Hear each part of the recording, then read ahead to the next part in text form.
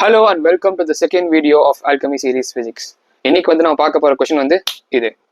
இந்த கொஸ்டின் வந்து நான் டெலிகிராம் குரூப்ல நான் கேட்டிருந்தேன். அதுல வந்து ஒருத்தவங்க ஆன்சர் பண்ணிருக்காங்க. Shout out to Sriramji Chellakumar for answering the question. இந்த கொஸ்டின் வந்து நீட் 2025ல கேட்டிருக்காங்க. நம்ம வந்து நார்மல் மெத்தட் எப்படி பண்ணலாம், ஆல்கமி மெத்தட் எப்படி பண்ணலாம் அப்படின்ற ரெண்டு மெத்தடையும் நம்ம பார்ப்போம். வாங்க கொஸ்டின்குள்ள போலாம். ஸோ முதல்ல நார்மல் மெத்தடை பார்ப்போம். இப்போ நார்மல் மெத்தட்ல இந்த கொஸ்டின் நீங்க ஆல்ரெடி படிச்சுக்கோங்க. நான் பாஸ் பண்ணுற வாட்டி படிச்சுக்கோங்க. நம்ம ஆன்சர் டேட்டா போவோம். இது வந்து போர்ஸ் மாடலோட ஒரு கொஸ்டின். சரியா? இங்க என்ன கொடுத்துருக்கான், ஃபோர்ஸ் வந்து கான்ஸ்டன்ட்னு கொடுத்துருக்கான். நம்மளுக்கு போர்ஸ் மாடல்ல ஒரு நியூக்ளியஸை சுத்தி ஒரு எலக்ட்ரான் மூவ் ஆகும், அது நம்மளுக்கு தெரியும். ஓகே, இப்போ இங்க இது கான்ஸ்டன்ட், ஃபோர்ஸ் கான்ஸ்டன்ட் அப்படின்னா சென்ட்ரிபியூட்டல் ஃபோர்ஸ்னால தான் மூவ் ஆகுது. அப்போ F is equal to mv²/r is constant அப்படின்னு நமக்கு தெரியும். அதே மாதிரி நமக்கு இன்னும் என்ன தெரியும், angular momentum is equal to nh/2π, mvr is equal to nh/2π அப்படின்றது நமக்கு தெரியும். ஓகே, இப்போ வந்து ரெண்டுமே இங்க வியூ இருக்கு, ஆரும் இருக்கு. இந்த இடத்துல வியூ இருக்கு, ஆரும் இருக்கு. ஒரு குவான்டிட்டி மட்டும் இருந்ததுன்னா நம்மளால ஈஸியா சப்ஸ்டிட் பண்ணி ஆன்சர் எடுக்க முடியும். ரெண்டு குவான்டிட்டி இருக்கிறனால குழப்பம். அதனால என்ன பண்ணுவோம், ஒரு குவான்டிட்டி சப்ஸ்டிட் பண்றதுக்கு ட்ரை பண்ணுவோம்.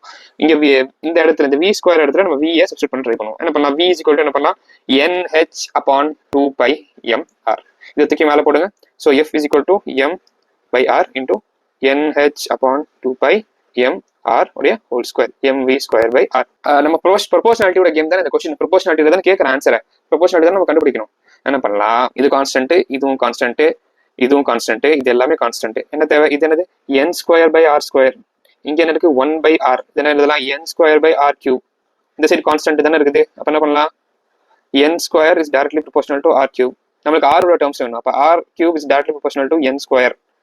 அப்ப r is directly proportional to n⁻²/3. இது ஒரு கொஸ்டின், ஒரு இது கண்டுபிடிச்சிட்டீங்க. இப்ப இது ஒண்ணுதான் இருக்குது, டக்குனு ஆன்சர் டிக் பண்ணிடலாம். ஆனா இது நார்மல் மெத்தட், இதுவே ரொம்ப நேரம் எடுத்துக்கிச்சு. ஓகே, இதே மாதிரி சப்ஸ்டிட் பண்ணி v கண்டுபிடிச்சிங்கன்னா v is directly proportional to n⁻1/3 வரும். இப்ப நம்ம எப்படி ட்ரிக் யூஸ் பண்ணி சால்வ் பண்றதுன்னு பார்ப்போம். நம்மளுக்கு என்ன தெரிஞ்சதுங்க, வாங்க டக்குன்னு சொல்லணும். f is equal to mv²/r is constant தெரிஞ்சிச்சு. கரெக்டா? இங்க m கான்ஸ்டன்ட். அப்ப என்ன பண்ணலாம், v² is directly proportional to r. அது நம்ம தெரிஞ்சிச்சு. அப்ப என்ன மீனிங் என்னது, v² பண்ணா r கிடைக்கணும். இப்போ ஒரு ஆப்ஷனை பார்ப்போமா. இந்த இடத்துல பாருங்க n⁻4/3, இந்த இடத்துல என்னது n⁻−1/3. v² பண்ணா r கிடைக்குது. v² பண்ணா n⁻−2/3 வரும். இதுவும் r சேமா இல்ல, இந்த ஆப்ஷன் எலிமினேட்டட். இப்ப இந்த இடத்துல v² பண்ணா n⁻2/3, r என்னது n⁻1/3. ஸ்கொயர் ஆனா வருதா, இல்ல. இப்ப இங்க பாருங்க, v² பண்ணா n⁻4/3, r என்னது n⁻1/3 வருதா, இல்ல.